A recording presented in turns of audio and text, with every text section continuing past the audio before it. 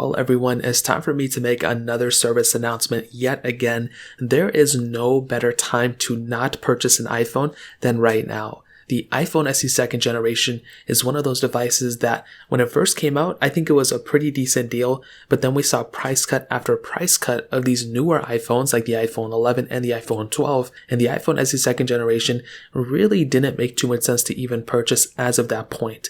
But on top of that, the next generation of the iPhone SE2, the iPhone SE3, is about to be coming out in the next couple of months. And since we're already in February right now, it only makes sense to actually wait for that specific device. Now, to give you some perspective, we are looking at a March or potentially April release date for this specific iPhone.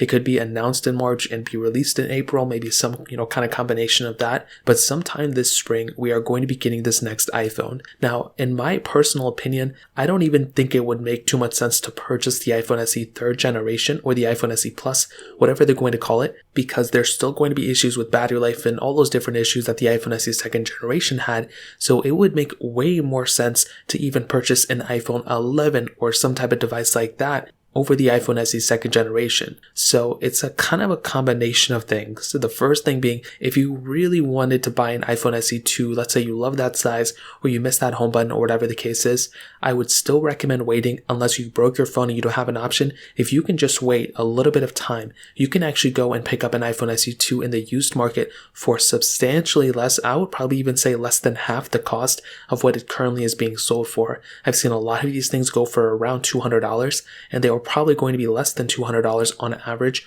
once the iPhone SE3 comes out. But on top of that, the iPhone 11s, even the iPhone 12s, those iPhones kind of have their own issue, the iPhone 12 specifically, but I would even recommend buying an iPhone 12 over an iPhone SE2, and I do think it's worth the extra money. I think the iPhone 11 is that sweet spot. If you have an opportunity to purchase that phone, I would highly recommend going for that phone over the iPhone SE2, but it just doesn't really make too much sense to buy this specific iPhone anymore for two reasons. One, because we are so close to the successor of this phone that it would make absolutely no sense to go and buy this one, and we could actually be seeing a price drop of the original iPhone SE2. So if Apple still continues to sell the SE2, like how they're continuing to sell the iPhone 11, we could be seeing a price drop of the base level iPhone you could actually purchase.